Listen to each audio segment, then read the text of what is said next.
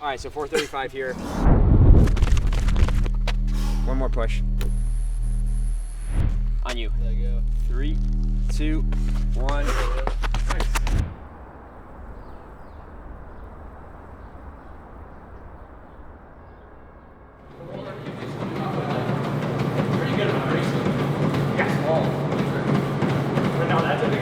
You know, the race was a mixed bag. Cole had a great line on his Instagram caption where he called it a trial by fire. And I think that's exactly what we're trying to do. There's things that I feel positively about, but there were a ton of mistakes. At the very beginning, the two front runners made a big separation.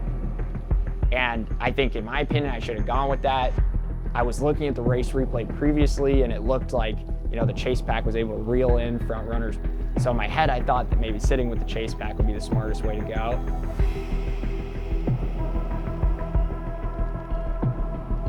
There's a totally different vision of the race that I still have, where if I'd gone with that earlier move, I would have been able to cover a lot more stuff.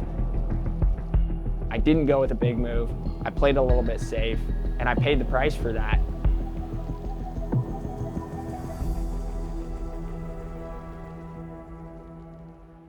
The biggest thing I learned is that I just got to be more aggressive. If I'm super fit, then I have to run like I'm super fit. Otherwise, I'm not going to get anything out of it. I've learned that as I get fitter and as I get stronger and more experienced, I can't just rely on runners around me to kind of show me the way. Looking ahead to Boston, I want to be a little bit more aggressive. I want to cover moves when people make them. And honestly, I'm really excited about it because that's my favorite way to race.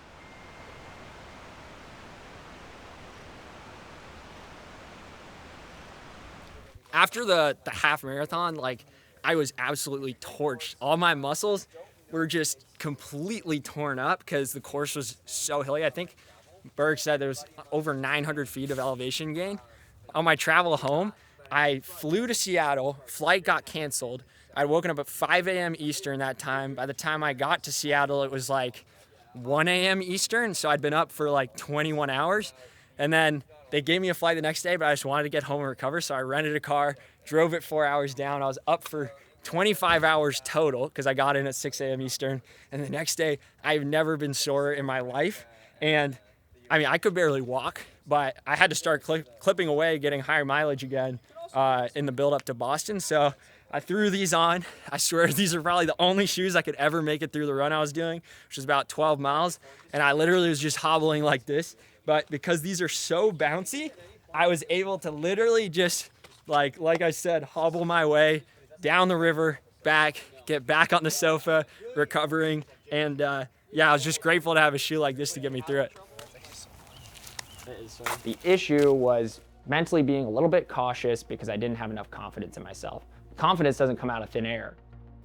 I gotta train really hard. I gotta execute my workouts. I gotta start picking up my mileage. I'm gonna try to run, 115, 120 this week already, and start giving myself reasons to be confident so that I can race with more confidence. Charles, I'll try to do a stationary bottle exchange with you, kind of like we did on Sunday.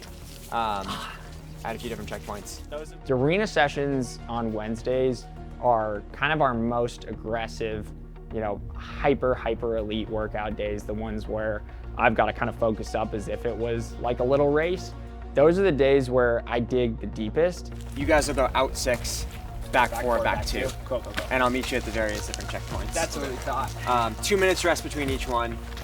And the pace will cut down 10 seconds a mile as we go. Those are some of my biggest confidence boosters because I can compare and contrast with other workouts that I've done in previous blocks and feel really good coming out of them when I execute them because I know Jerry's always going to make them a little bit harder than the last time.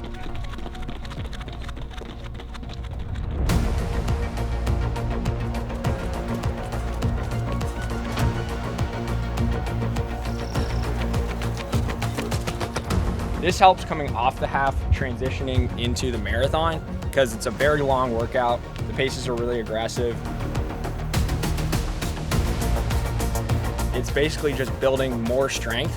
Post the half, I've been running an insane amount of mileage. I ran like 115, 116 last week. I'll probably run like 120 miles this week. And so layering in a bit of strength and speed on top of that mileage is going to give us what we need heading into Boston.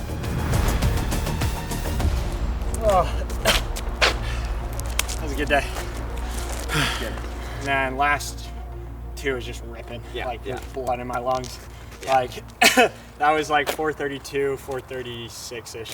Yeah, that's good. I mean, if this is right, I don't know what it is. Like my heart rate was super low until the very end, and it came down really fast in the rest. Like heart rate recovery is important. There's a principle called specific adaptation to imposed demand. Yeah. Which is like the more time you're going to spend at 455 pace, the more you're going to become economical and calloused to that exact and we're rhythm swapping and that like intensity. 10K workouts Right. for, I think it's really the biggest adjustment. I think it's these 20, 22, 24 mile workouts. Yeah. That's really like changing my physiology. But like I said, it feels amazing knowing that like marathons are the end goal. When I was coming onto the road scene, I got to fly under the radar. There was definitely increased optics.